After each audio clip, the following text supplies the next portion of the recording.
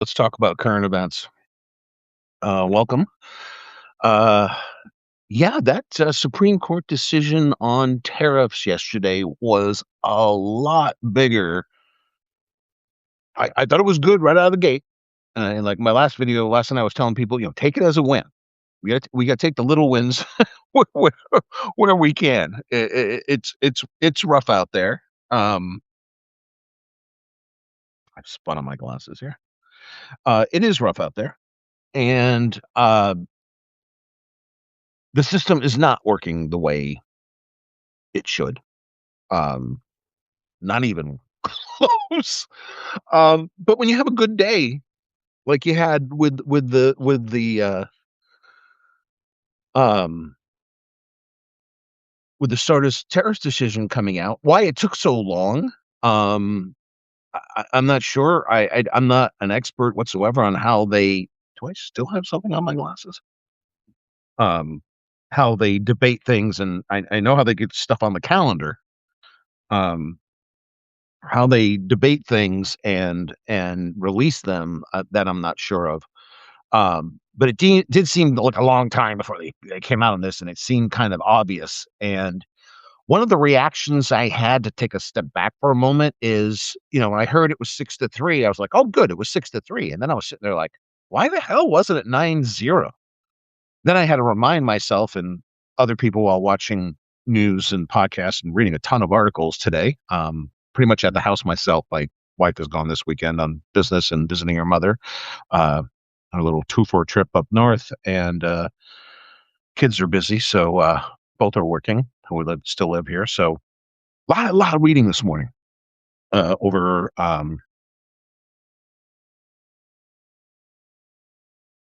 my morning beverage. And the thing about this decision being 6-3 is other big decisions like Youngstown Steel versus Truman. If you don't know what that is, I'll TLDR it for you real quick. We had just started a police action in Korea with the UN. That was what we know as the Korean War. But the executive branch under Truman decided that they did not want another war declaration because the country was pretty war weary from the world wars. So they decided to call it a police action instead. No, no, no. We're just a police action. We're just enforcing UN rules. This isn't war. So I guess that's how we ended up in the Forgotten Wars. It's sometimes called in the history books. And it was a major conflict. No doubt about that. But at the beginning of it, like at the beginning of every war, people are looking at logistics. Because any modern war after World War One, all wars are industrialized wars, they're mechanical wars, and they're wars of logistics.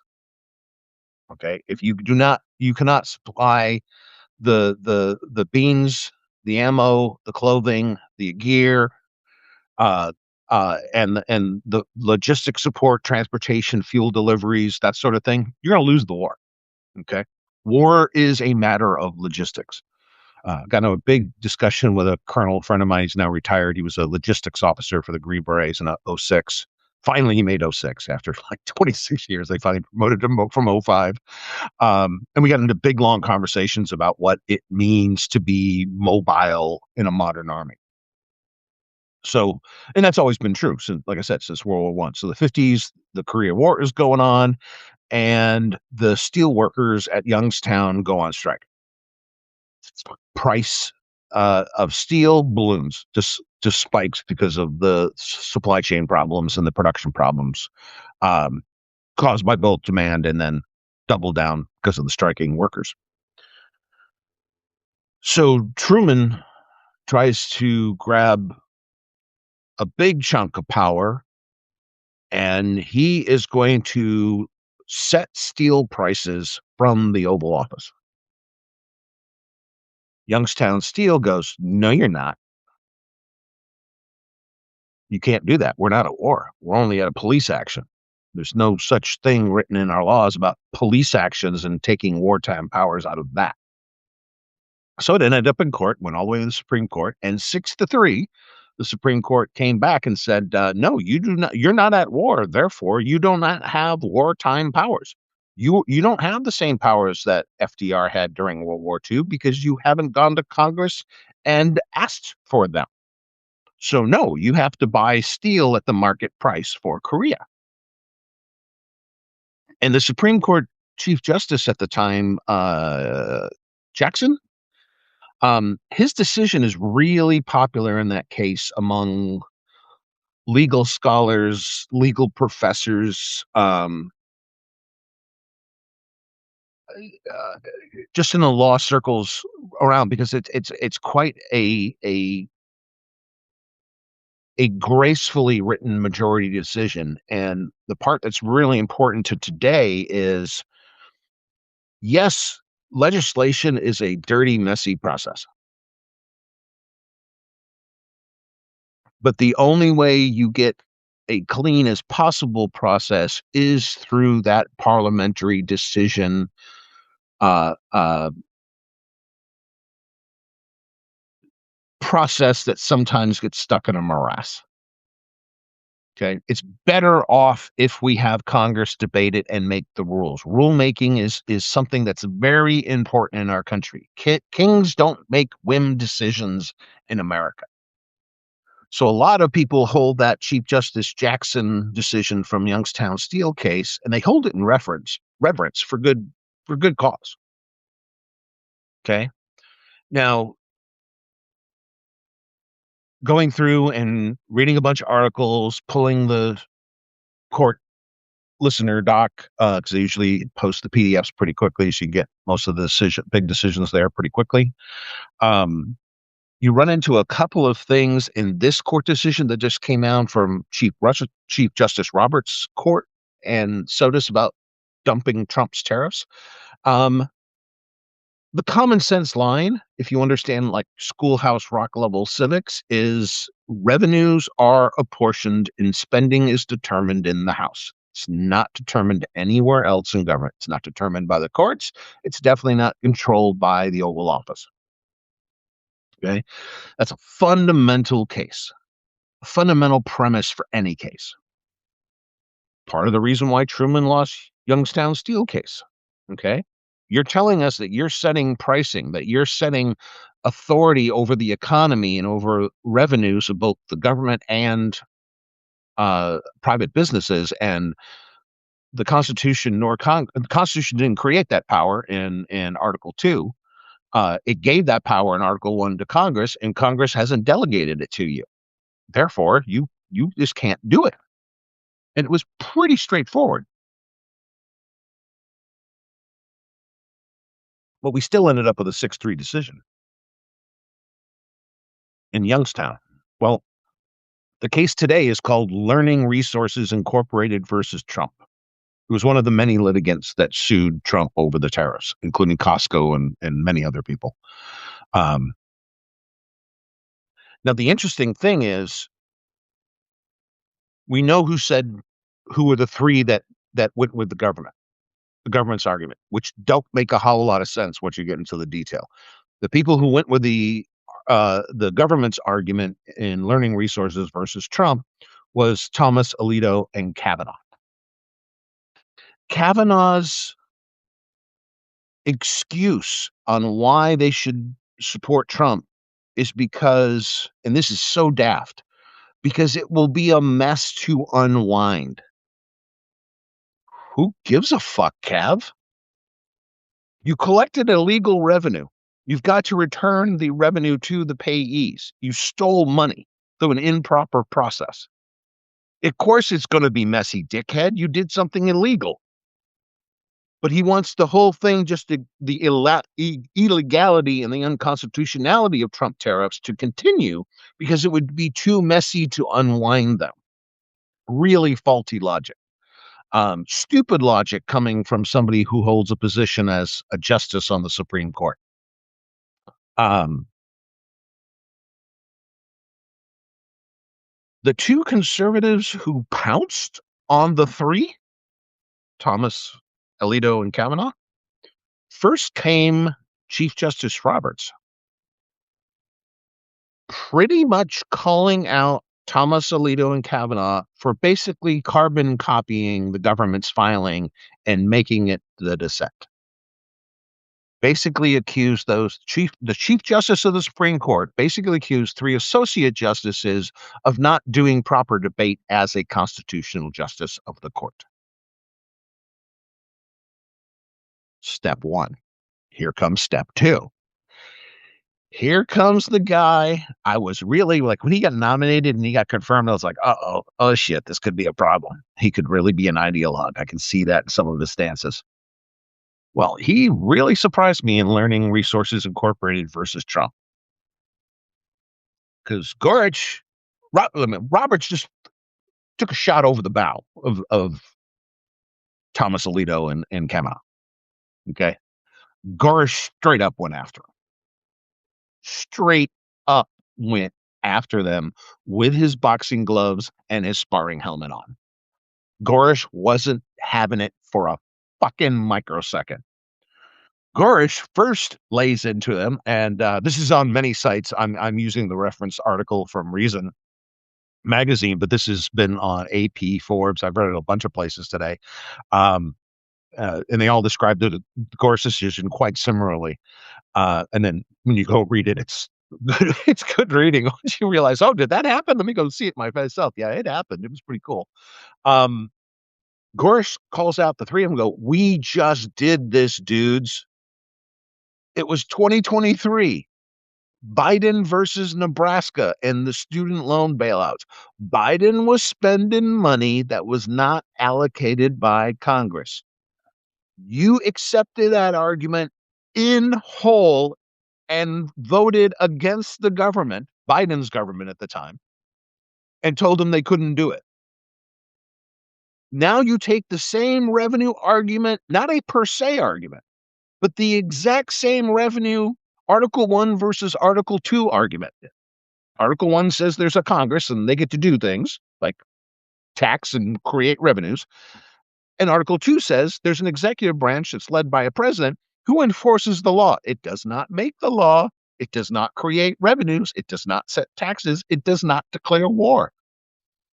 All that is Article 1. Madison knew what the fuck he was doing. He put Congress first. He put the people's House of Representatives at the top of the chain of the co-equal branches of government. He wanted you to know everything starts in Article 1, and Article 1 means Congress. Okay? Gorsuch said, when it was Biden, you followed the law, and you followed Madison's thinking. Why? Because it was Biden, and you don't like Biden. When we had another case he brings up, 2022. Gorsuch brings up another case, West Virginia versus the EPA. He says, quote, the court applied the major questions of doctrine over dissent, expressing concern that doing so would deny the EPA and therefore the president the power to respond to the most pressing environmental challenge of our time, climate change. Was West Virginia a foreign affairs case? Gorsuch asked. Climate change is a global issue, and it has global policy impacts. So, Thomas Alito and Kavanaugh all voted against the EPA in West Virginia. But if they had followed their logic from their own dissent and learning resources versus Trump, they would have came up with a totally different decision.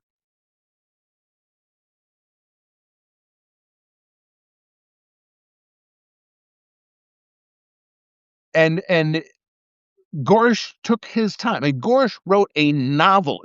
This is a sentence like 80-something pages. And he went on and on and on about how their elected representatives are the ones that make decisions about taxation. You yourself have said this in 2 other cases, which I cite, EPA versus West Virginia and Biden versus Nebraska. You yourself said it. But now, since dear leader Pornstar Humper wants to occupy the throne, not work in the White House, not sit in the Oval Office. He wants to sit on the throne of America. Now you come up with opposite logic to justify your turning the tables. Okay. This wasn't Sotomayor calling them out. This was not Jackson calling them out. Thomas Alito and Kavanaugh got called out by Gorish harshly. That's a good thing. Because the more we can establish who is responsible for what, we can correct the problem of what basically boils down to, over the last couple of decades, complete corruption and laziness by Congress. Congress often has not delegated their authority. They've abdicated their authority through corruption and laziness. And it sounds like the liberal portion of the court, plus the Chief Justice, who leans conservative, and a capital C conservative Gorish, are all interested in correcting the imbalance between Article 1 and Article 2. And this is a good thing. I've been saying for years upon years upon years, the executive branch has way too much power, regardless of the president in office. We did a lot to curtail presidential power and executive action power post-Nixon. And some of that was very good. The War Powers Act, which obviously they're finding a ways around now that we're looking at invading Iran. Gulf War III, our next $1 trillion war. We also passed the American Procedures Act, which bans arbitrary and capricious decision-making and forces rulemaking as a statutory process. When Chief Justice Roberts' majority decision, and by the way, the agreeing decisions all are a little bit off each other. They have different reasoning, but they're all parallel. They all talk to Article 1 versus Article 2 in the Constitution. But what I think may have happened here is at least Roberts and Gorish, despite being so conservative, they're addled by it sometimes. They understand that the abuses of power are in fact happening. Nobody on the court liked the fact the military was in the streets of America. Nobody liked having the Marines on Main Street. Okay. And even some conservative politicians like Oklahoma Governor Stitt called out Trump on 10th Amendment grounds. He was like, I don't think anybody in Oklahoma would be happy if Chicago National Guard or Illinois National Guard ended up in Tulsa, Oklahoma. Especially when we didn't ask them to come. And Governor Stitt is right. Okay. Now, why this decision on learning resources versus Trump is so big and bigger than I thought is not just the Reconstruction issue. We have to re-levy the balance between Article 1 and Article 2. That's very important. But we also have to get over the bullshit of Trumpian politics that absolutely everything by default is a de facto emergency. Whatever it is, it's a freaking emergency. Okay? You don't have protesters, you have terrorists. Okay? You don't have a common interest in anti-fascist political protesting. You have a domestic terrorist organization who's trying to overthrow the government. And therefore, it's an emergency. You don't have illegal immigration. You have an invasion. The invasion brings war, disease, crime, ripping off of the government, And then they use a situation where most of the people in Minnesota who did get arrested for ripping off the government were actually US citizens. Okay.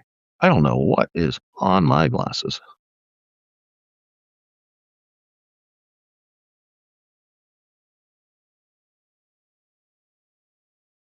Really wish I'd known that before I started video. So I need my glasses. I can't see. Um, all my glasses, including my sunglasses, are progressive prescriptions. I'm getting old. Um, so they're dealing with the proper reconstruction and rebalancing of Article 1 versus Article 2. And they're also addressing simultaneously and even more importantly, the fact that you just can't declare an emergency because you have feels, you have a grievance, you have long-standing animus. Okay, because now he can't use the emergency declarations anymore. He's got to go by the Trade Act of 1974, which he immediately jumped to, and then threw a childish fucking tantrum. Did you see the press conference?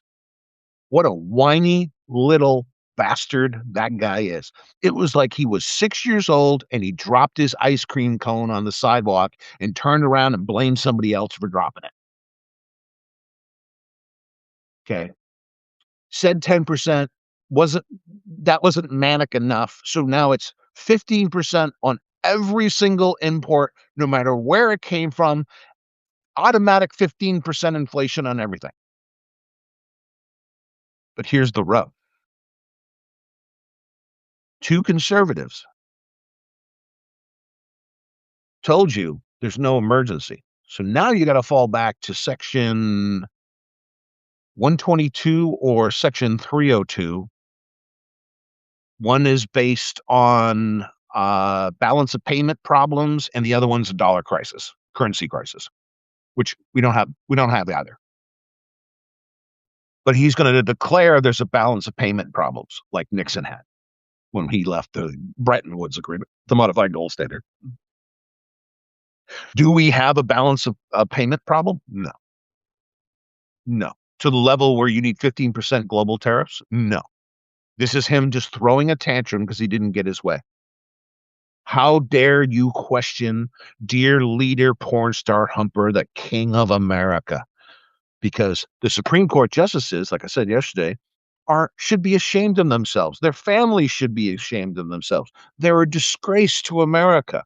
I'm going to have to do something about the courts. Okay, that's just being a whiny little bitch. Okay, he's a con artist, felon, rapey, pedo, bullshitter, and he got caught bullshitting again. So what was his reaction? He threw a fit.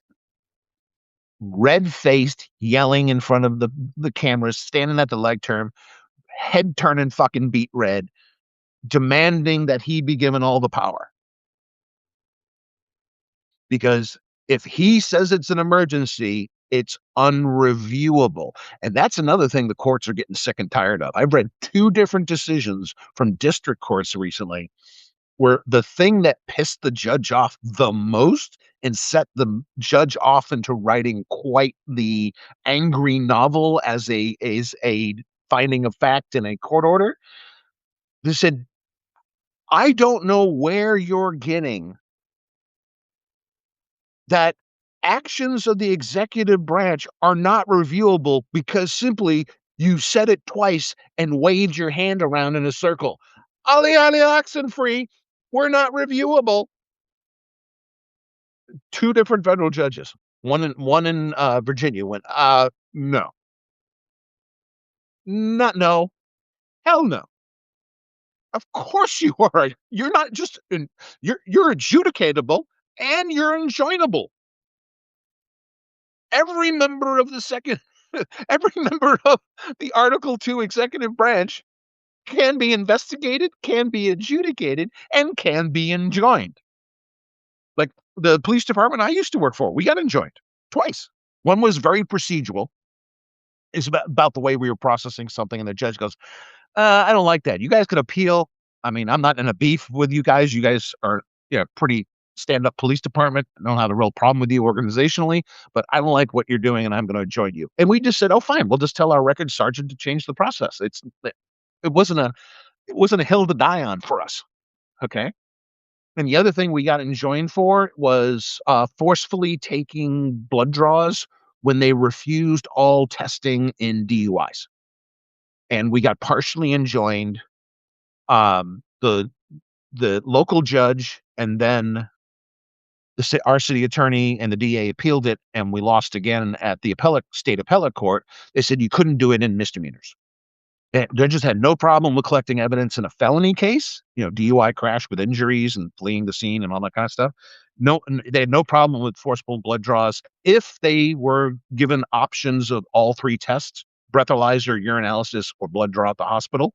They clearly refused all three. And we always made it a point that not only did you have to refuse my request, I did it in the presence of the detention officer. When you refused, I called the watch commander and have you refuse a second time in front of the watch commander. This way there was no choice, that there's no question that you indeed, in fact, refused to take a test. And they said in misdemeanors, the punishment is built in. You automatically lose your license in this state, and I think most other states and most Canadian provinces and Mexican states at this time. If you refuse a chemical test to determine your blood alcohol content after a DUI arrest, your license can be administratively suspended for 180 days. So they told us the punishment is already built in if they refuse for a misdemeanor. Felonies, because they could go up, if it was a vehicular crash, serious injury or vehicular manslaughter, they could be facing 5 to 15 years in prison. So they were like, "Yeah, we don't have a problem. You do it there, but don't do it in misdemeanors." Okay. All right. We didn't necessarily agree on that one, but it's not like we called a press conference, put our spokes officer out front. She was a friend of mine, our spokesperson. Um, And she didn't walk out to the sidewalk and go in a bunch of in front of local news cameras and local newspaper reporters and go, "Hey, fuck the magistrate. We're not going to listen. We don't have to listen to the courts. We're not enjoinable. We don't have to follow the law." Not following a judge's decision, that's not a thing in our job. The judge says don't do it. We don't do it. To not listen to the court? No, no, that was outside of our professional conduct. Like, not listening to a judge, our city manager would order the chief to fire us. If the chief didn't fire us because we didn't listen to a judge, the city manager would have fired the chief. 100%. Zero questions asked. Did you get an order from a judge and did you decide to ignore that order? You're fired. So obviously we didn't do it. We followed the judge's decision. Um,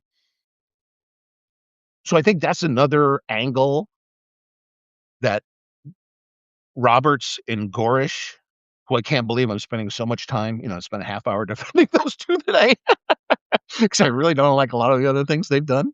Um, but I think it's all coming to a head in their minds. Okay. Lower federal courts are getting upset. They're just not listening to us. They're literally ignoring orders. Two different judges. One was West Virginia, and the other one, I can't remember, Idaho, maybe? It was somewhere else. The judge said the attorneys had to, in sworn signed statements, under the penalty of perjury, they had to tell the judge how many times the DOJ, DHS, or any component of the DHS had violated a court order in the last 60 days, 2 months. Well, the U.S. attorney for the District of West Virginia doesn't want to go to federal prison, so they filed it under sworn oath, and they admitted they had violated court orders in just 2 months, 56 times. The other district was closer to 80. And that was only in a month. That was 1 month in the other district, 2 months in West Virginia. And the courts are seeing this all the way up to Roberts, Chief Justice Roberts. Yeah, they're all seeing this.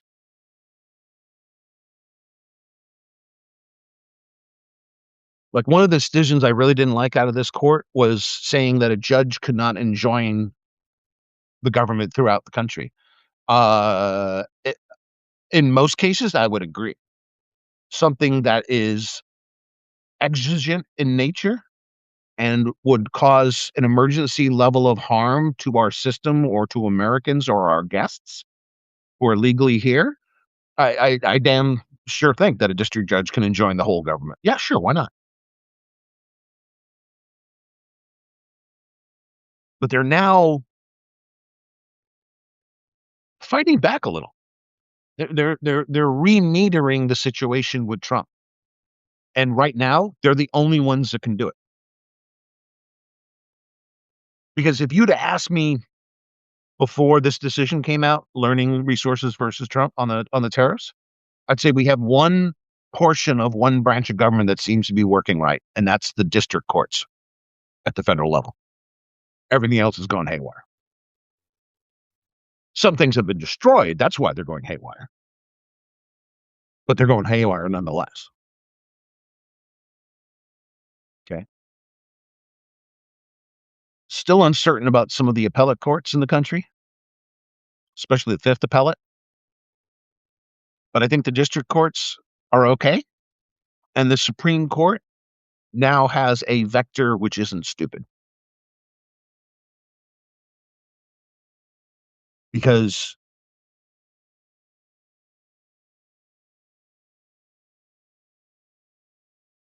if Gorish had the Weibos, he didn't just call them out as hypocrites. There was a little more professional than that. But what Gorish identified in learning resources v. Trump, in looking at their dissent, the three right-wing justices' dissent, is you're allowing the same style and effort of executive overreach, but you're simply allowing it because it's Trump. Something that even I have accused the court of.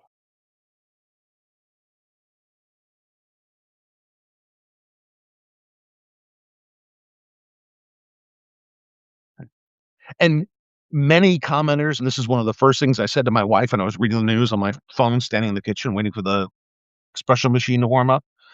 It was like, there is no fucking way in the universe you could go 93 billion light years across the universe, back and forth, and not once run into an instance where Alito, Kavanaugh, and Thomas would allow Biden, Obama, Hillbot, Kamala to have unfettered, unrestricted tariff authority. There's just no way. So Gorish was incredibly on point, believe it or not, incredibly on point to call out those three and go, you know what? We just didn't do this once recently. We've done it twice. Okay. And basically, Gorish told them, in the way judges and lawyers talk to each other, basically told them, he's got to figure out which side of the fence you're on. Because if all your legal understanding is Trump or not Trump, you're not doing a service to the court or the country. And you're actually going to harm our system. Just because we, the people, have not held the House representatives accountable, and we keep electing the same shitheads who make the same mistakes, who do the same bad abdication of their responsibility, it is really on us for allowing the staleness turned corruption to happen in Congress. There's no way some of these people should have been in Congress for 30, 40, 50 years. We got people in Congress that literally thinks it's a never-ending summer camp they can just get to hang out in. And even some of the ones that haven't been there a hell of a long time haven't done much. And that's on both sides of the aisle. And I've used this example before. Marjorie Taylor Greene and AOC are both good at one thing. Their social media pages and getting clickbait for fundraisers. Passing legislation? Not their forte. But again, you can sit there and point fingers, go, oh, you're a bad representative. That could be very true. They could suck as a representative. But it's our fault for electing the same clowns back in time and time and time and time again.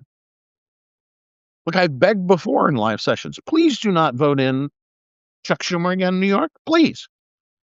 Just like I'm begging California, would you get the fuck? Tell Pelosi to hit the fucking road and shut the fuck up. We need new blood. Not octogenarian blood, not their fourth decade in Congress blood. We need new people. We need new ideas. We need people to go back to old realizations, like just happened in this Supreme Court case. And we need a new generation, hopefully a little bit younger, especially much younger than my gray ass. Okay? We need these people in Congress working hard for the country, working hard for Americans, not working hard for the lobbyists, not working hard for the Epstein class. Because that's what we're fighting against now. We are literally fighting against the Epstein class, a bunch of lawless, rapey pedos who are business frauds, cheats, gangsters, and just in general fucking assholes. Name one person in the Epstein files you would actually stand up for. Hell, there was people in the Epstein files I liked. I don't even want to see them anymore. I'm not going to read any of their books anymore. I don't care if you were just looking for money for your physics project or your physics research. I don't care.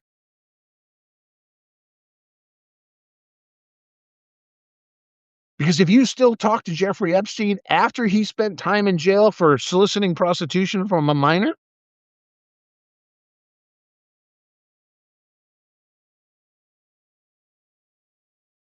you're the problem. If you're still talking to these clowns, somebody's hit me up for a game.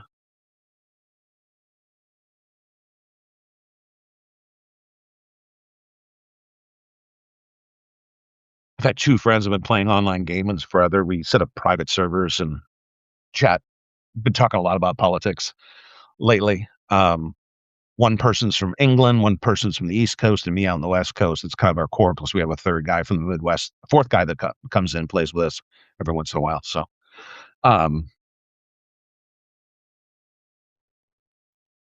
your gray ass would make a good representative for we the people. Well, thank you, Pam. That's very kind of you. Yeah, because I think if you represent the people, it's a pretty damn easy job to do. You make sure the institutions are funded.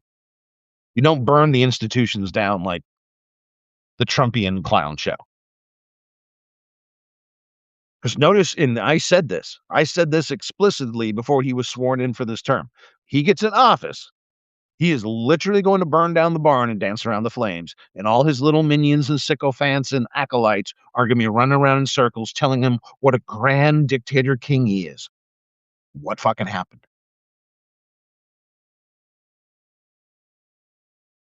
Okay. First thing they did was pass a tax break for themselves again. We have $37 trillion in debt. $12.5 trillion of that, that's not including the upcoming Iranian war, is all Trump's. A third of all American debt can be placed at the feet of dear leader Pornstar Humper. Let's talk about Iran now. Really sick and tired of Team America World Police. I'm going to say it again. Let's elect people who are going to cut 50% of the military budget and 50% of the law enforcement budget. Because if the only thing you can do is start wars we don't need to be involved in, and then tell us the real wars on Main Street USA, or you use Delta Force as your Netflix robbery movie hit team so you can start a slush fund in Qatar. If this is the reason we have military and law enforcement now, we're wasting our time and money and resources. That money would go better into cancer research, schools, local law enforcement, um, infrastructure, renewable energy, next generation nuclear, because we need that baseline. I love my renewables.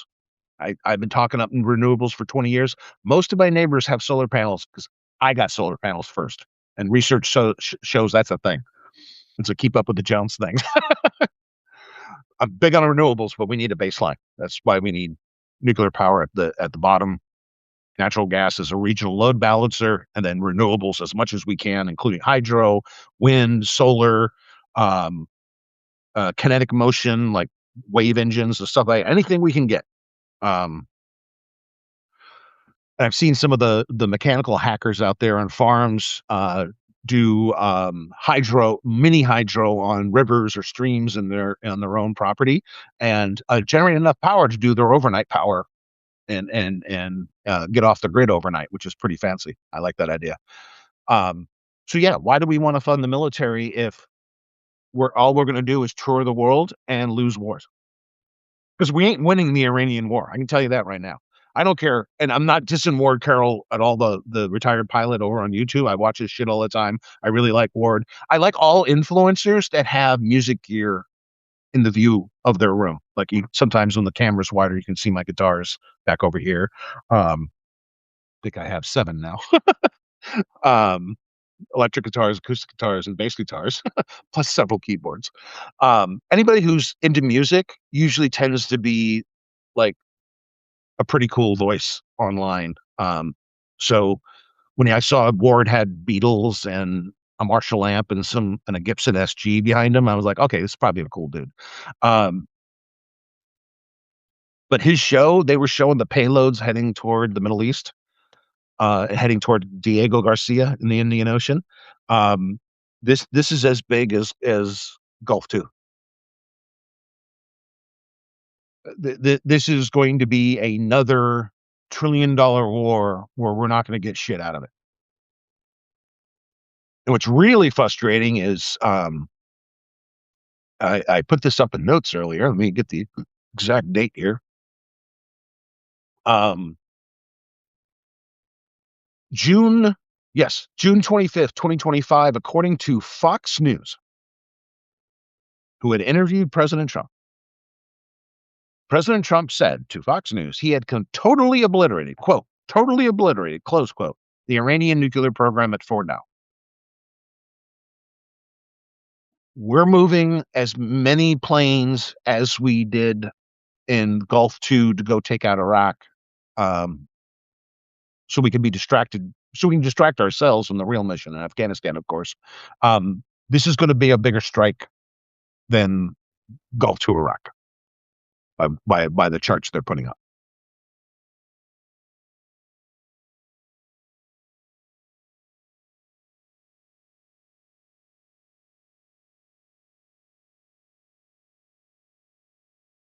Tr- Trump just got done swearing up and down that Iran had bombed Iran.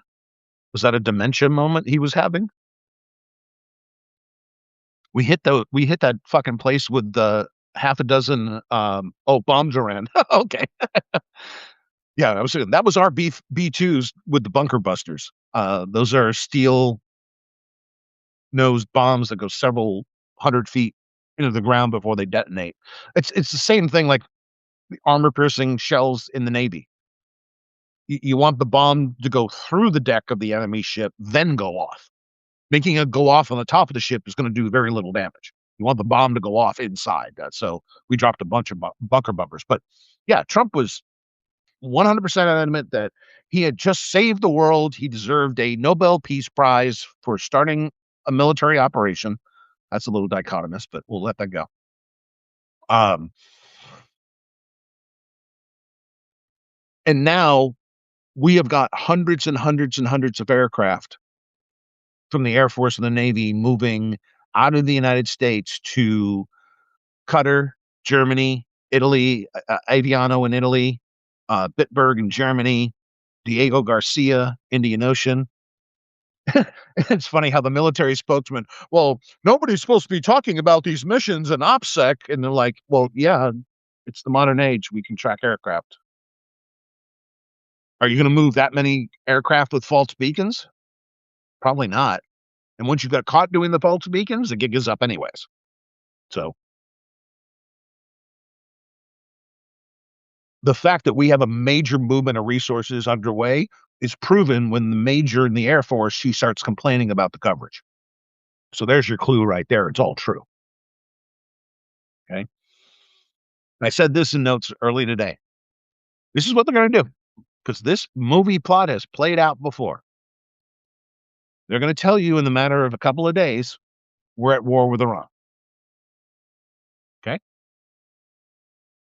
Then they're going to tell us a month or two down as we spend money like crazy every day bombing Iran, special forces missions, ranger missions inside, full out war, that we're spending too much money and the debt is a problem.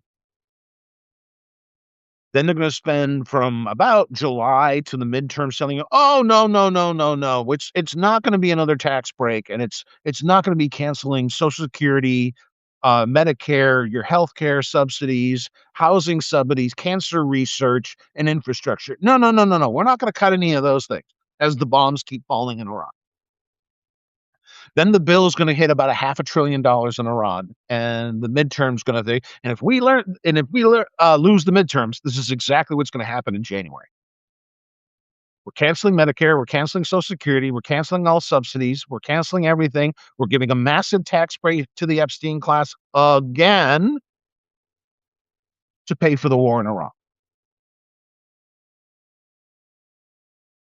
I'll take bets right here on the fly. Who wants to bet me $100 on the head? That's not going to happen because it is. We lose the midterms. The normies, the sane people, real Americans, not the Nazi-minded Americans, not the ones who want a king, their pedo king, their savior. No, no. The rest of us. We lose the midterms. There will be nothing of a social safety net left in America. Nothing. We will spend it in the matter of a year or two bombing the shit out of Iran. And I don't know why we're suddenly going to do this. I really don't know why we're suddenly going to do this. Maybe that's a question for Peter Zion, the geostrategist. If you want a bullshit military influencer, we'd ask, I guess, Ryan Macbeth. Because all wars are good. We just do them because we can now, and whether or not they're legal, proper, moral, or ethical, who gives a shit? Let's bomb shit. Let's go to Venezuela because we need to steal some oil to create a slush fund. What are we going to steal from Iran? Where's that slush fund going to be set up? Because look at your cycle. Okay. We spend too much time in Vietnam. We come back and they say, oh, well, there's too much government spending. I don't know. You've been in Vietnam for 20 years, fucking lying to us. Every single president lied about Vietnam. That's what the Pentagon Papers were about. You want to see a great storytelling on it? Watch The Post, the movie with Tom Hanks and Meryl Streep, David Cross, Bob Odenkirk, who's really good in that. So was David Cross. He was really good in that too.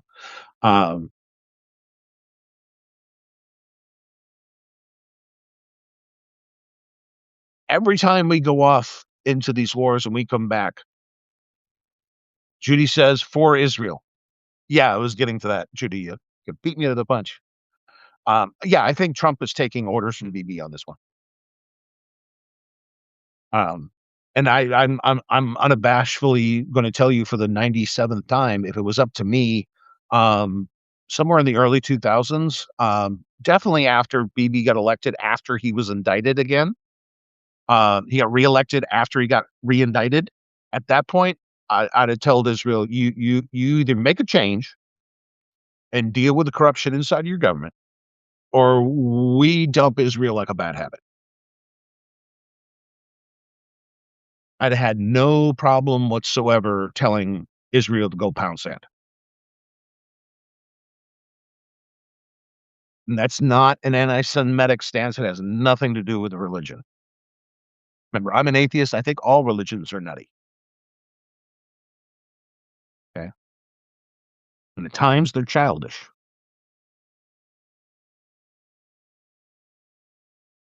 Okay. But what's happening in Israel is the same thing that's happening here, the same thing that's happening in Hungary, same thing that was happening in Brazil before the court stepped in with Bolsonaro. Same thing in South Korea with Yoon until their court stepped in. Okay. Criminals are running the fucking show in Israel, America, Hungary. We're in Brazil. We're in South Korea. That's the problem. Israel is run by a fucking gangster. And that's my whole line. You have a corrupt, immoral, unethical gangster running the country, and his wife is no better. His wife has been indicted multiple times too, Mrs. Netanyahu. And I really don't like the fact, and I've heard this story at least a dozen times from various sources, how the gals, the Israeli soldiers, the gals on the outposts, they're all young women. That's one of the roles they do in the military. They actually had a betting pool up saying who would get killed first and at what day the attack would come, because they were waiting for it for weeks. They were watching them plan the attacks out and they were reporting it up the chain of command. Nobody wanted to do anything about it.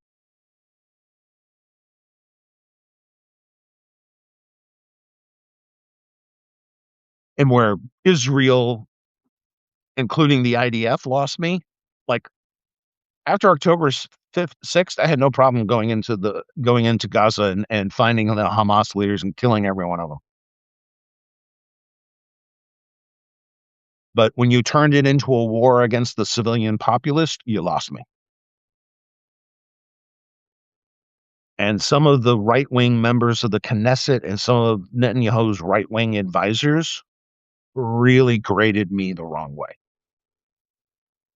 This was not a war to find and hunt down the wartime criminality that was going on.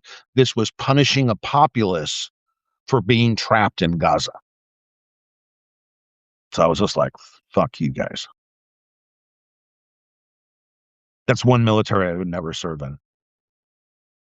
And I have this conversation with my foreign veteran friends that have served in British Army, the German Army, the Canadian Army, Malaysian Army, the Australian military, Mexico military, whatever.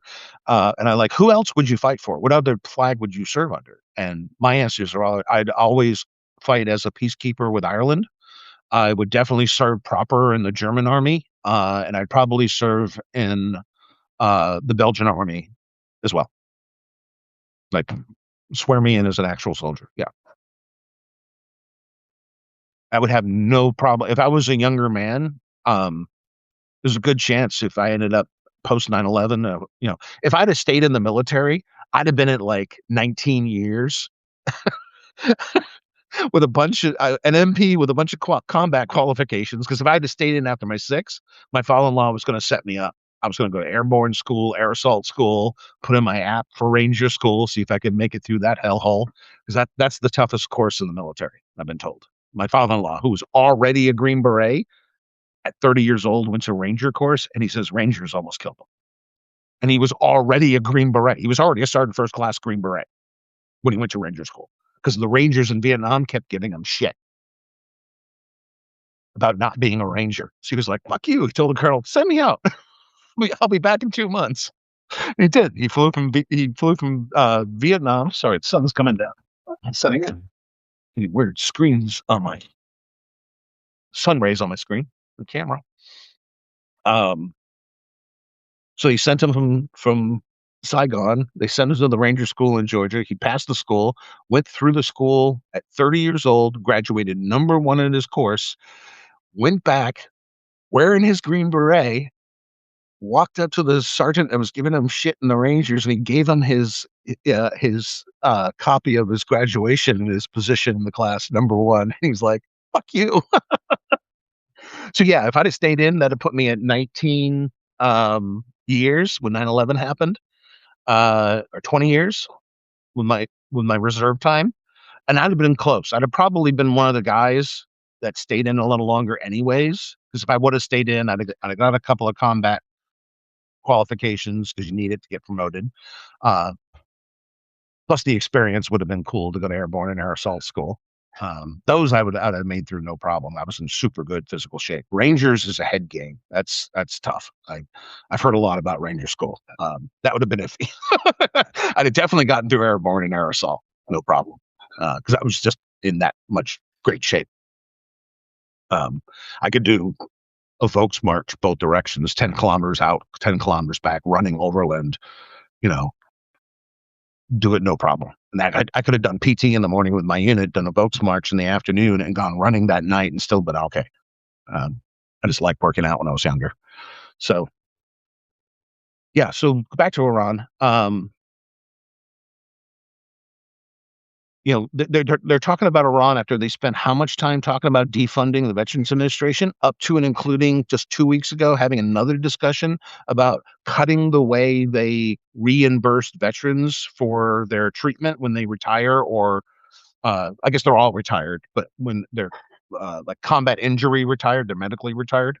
Um, Even those combat medical retirements will end up having to pay more for their prescription. And I'm like, oh, we're gonna screw the veterans. We're gonna once again deflate the Veterans Administration so they're a less capable organization, and then we're gonna declare another massive fucking campaign in Iran. Oh, at least when we invaded Iraq both times, we had a public debate. Who's debating Iran? It's because we're so caught up on watching the Epstein files not get released. We're not having a debate about spending how many, who knows how many. I'm not saying $1 trillion hyperbolically. We spend a year and a half in Iran, even if it's majority an air campaign, with with the gear that gets damaged, worn out, the replacements. We get into the theater, we realize this system doesn't work. We need a whole new program. We're going to spend $1 trillion out of Iran without trying in 18 months. If this lasts 90 days, we're talking 250, $300 billion in a blink, plus follow-up costs. So no war is cheap. It's like Tyron's dad, the was he king then, or he was a former king? Lannister, the dad Lannister. He was like, gold is the worst thing for wealth because you spend more money than if you were to just take your gold and throw it in the pit. Yeah, war is the most expensive thing we can do. That's why I want to avoid war unless we have to go to war.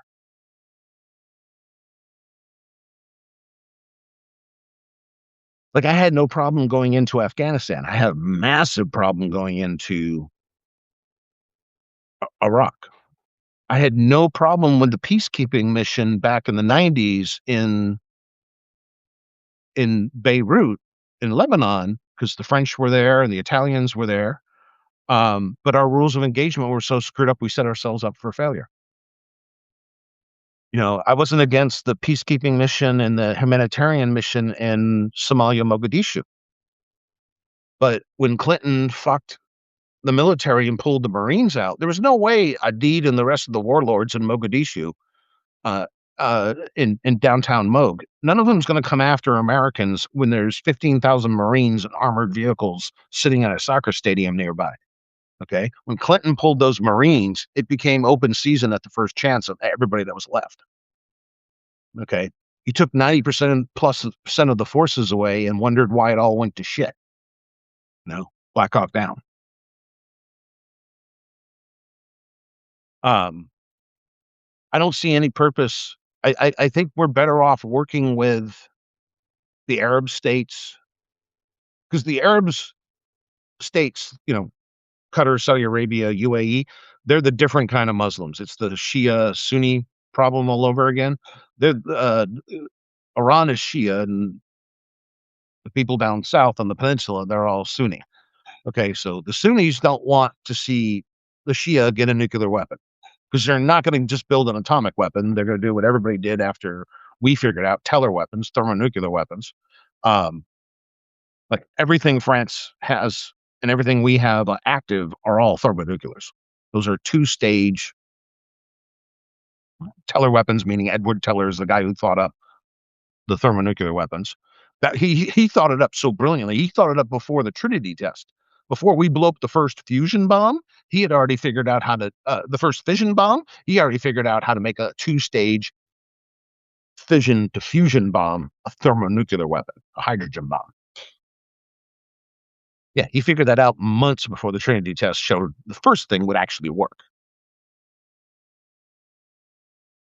So I don't, I just see Iran as something they're pumping up because of this, a couple of reasons. This lethality bro psychology that Hegseth is pushing, which is dumb. Um, like I got into a big conversation with ChatGPT Sound 9000 the other night, and she was telling me to take a breath and calm down because I was really shitting on Hegseth, and I was like, no, wait a minute. I've known a ton of Green Berets, general officers, um, guys who work for the CIA, the DIA, military intelligence, and the army. Um, a ton of different Green Berets. Nobody talks like that. Nobody talks like that. Like most, if not all, the Green Berets and Delta guys I've ever met, they're all like, "Hey, man, hi, I'm Bob. How you doing? Oh, yeah, everything's good. We have this problem over here. You should deal with that later. Um, Anybody need anything? No, we're good. Okay, we'll see you in a bit." I mean, the calmest guys, the most laid back. They seem like they're laid back. They're alert AF, but they're just like, "Yeah, man, whatever we need to do." No one gets excited. No one yells. No one raises their voice. Like most of the CIA guys I met, like I've met 4 or 5 of them, they always talk softly. They use collegiate English, even if you're sitting at a bar having a beer with them, and they listen more than they talk.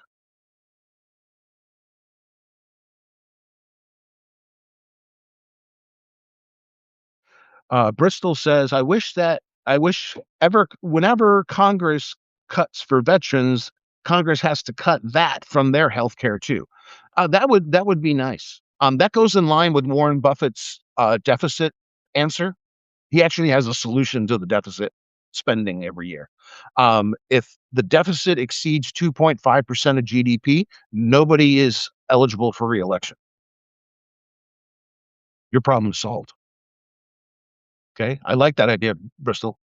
I would totally be down for that. If you want to cut Veterans Administration or you want to cut disabled people's healthcare subsidies or the elderly's, especially, widows and widowers, um, you want to cut from the folks who can't take care of themselves?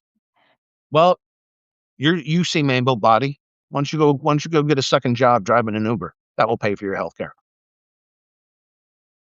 Yeah. Something needs to break here. And that's why I'm so even when I look at what Trump's doing, of course, I'm everywhere from embarrassed to frustrated to sometimes legitimately angry at him for some of the dumb things he's doing. But the reason he's able to do these things so easily is right now, Congress is asleep at the wheel. Okay. And that's about 90% of Congress who's just asleep at the wheel, many of them on purpose. Okay. Um, but if you go back decades, there was way too much allowing presidents to get away with bullshit post Nixon. And even though we did try, honestly, I think we did make a good effort post Nixon to land about a half a dozen major laws that really we lean on today. Like a lot of the reason dear leaders court cases get thrown out, they get thrown out under the American Procedures Act. You cannot be capricious or arbitrary, and you cannot um, bypass rulemaking. And rulemaking has a definition under law and under court decision.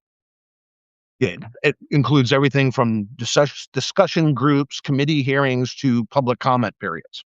Okay, you have to go through the rulemaking process.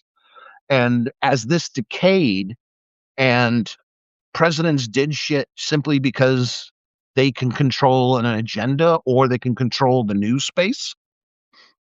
What was Bill Clinton's firing the missile into the baby food factory in Somalia about?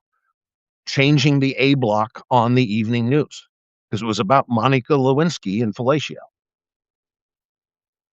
Boom! Oh, now it's about a missile in a terrorist factory. Okay, I'm just pulling that one out of 100 you can name.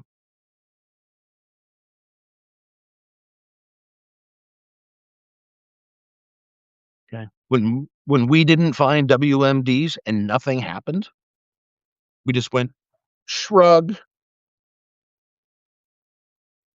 That was letting that balance between Article 1 and Article 2 get out of line. They were doing things because they thought they could control policy as an ideology and sometimes just a whim based on an ideology. I got to give the CIA and the SEALs credit, even though I still don't know why that wasn't Delta. That seemed to be more their gig. When they went in and whacked Bin Laden, which I had been waiting for a while. I know it was all extrajudicial, about nothing legal to it. We invaded a foreign country and whacked a dude because he pissed us off. But what was I going to say with that? I'm sorry, I was reading the comments. The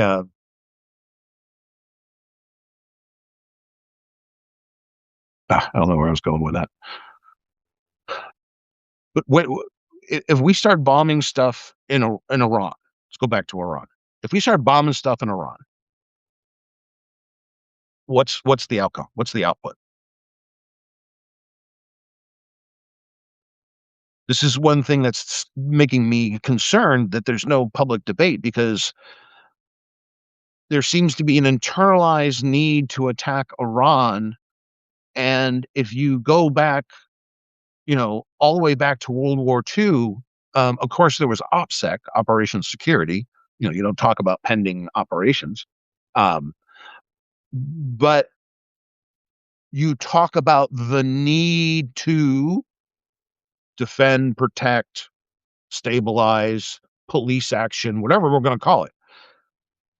This last couple of weeks, there's the whole Iran discussion has been so quiet outside of some military influencers and podcasters, online.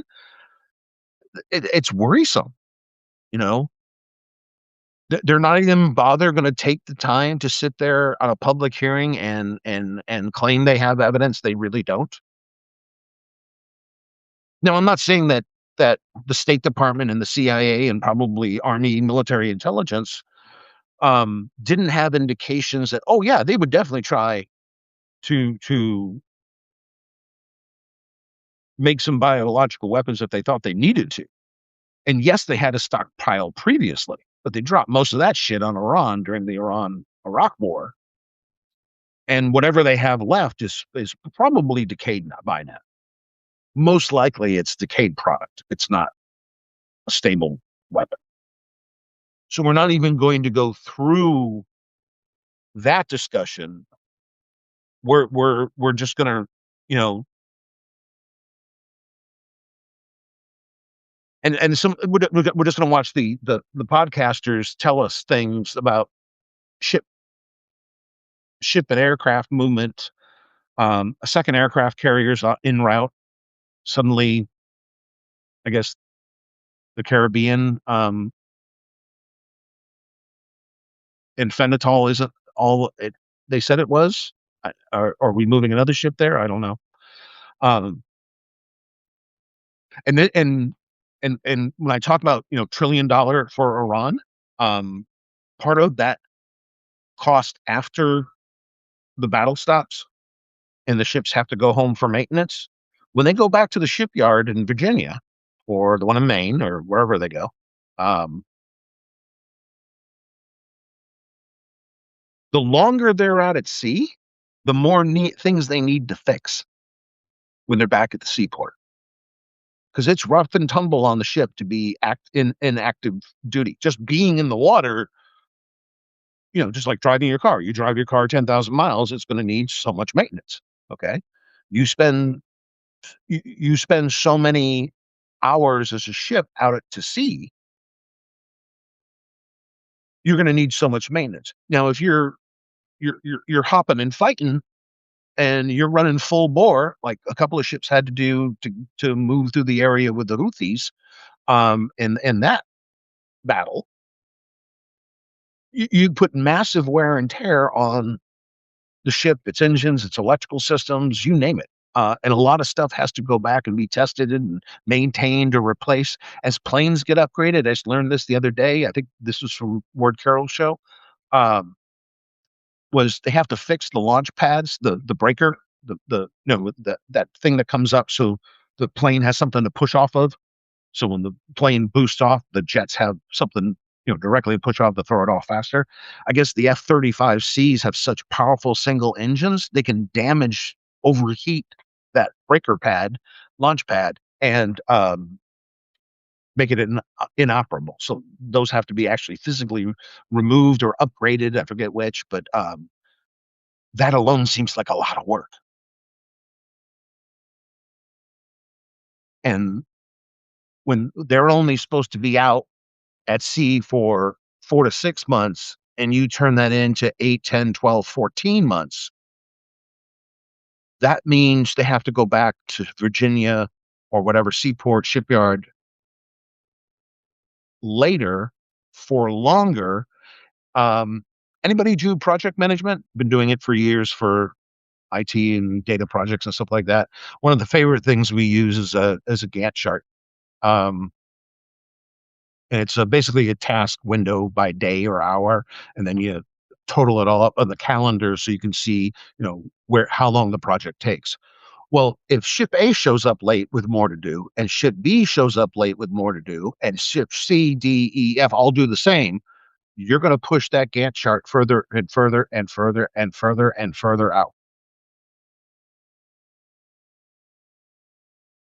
Okay, so we're going after Iran after the ships have already been deployed to deal with other things in the Caribbean and on the Arab Peninsula, and now we're extending them again to do other stuff.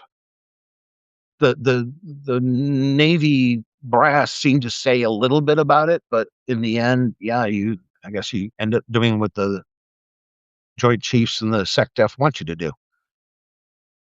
But that's going to come at a cost, a big cost. Um, and that's if we don't lose any planes, if we don't have any plane crashes, we don't dump a plane overboard. That happened off of Yemen. They had to avoid a missile, so they told the quartermaster hard over. He went hard over. The ship tilted, and the plane went right in the ocean. F-18 went right in the ocean. I'm wondering if they ever recovered that, because I'm thinking you want to, or you want to send a bomb down there to completely destroy it to get rid of all the classified stuff we just put into those birds. Because all those are like F and G series F-18s. They're the new ones with all the new avionics, new electronics, new signal capabilities, countermeasure capabilities. So yeah, the longer they stay out, the more it's going to cost us.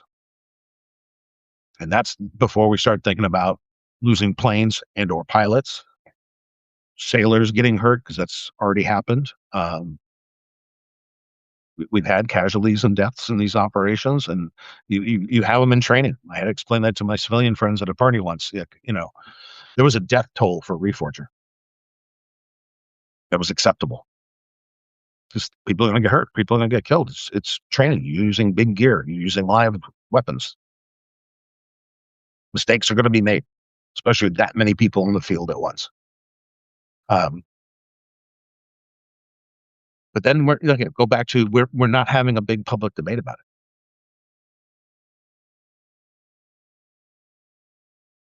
And this is after a computer virus took out their centrifuges and destroyed their labs capabilities.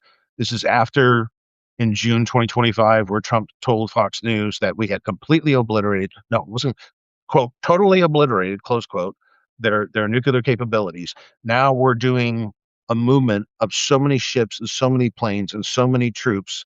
Um, and you'll know it's real when the passenger flights and the passenger ships start loading. because in the internet age, you're not going to not see that.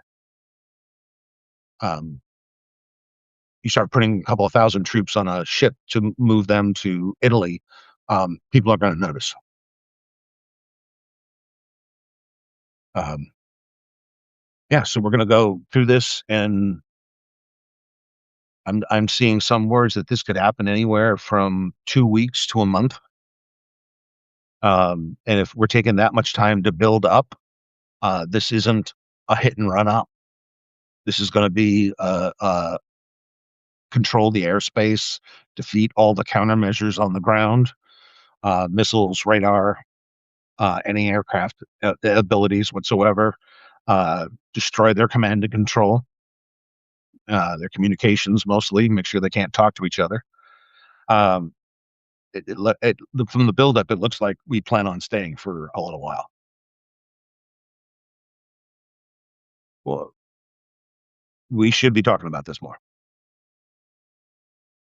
Why we're not? That's concerning. Okay.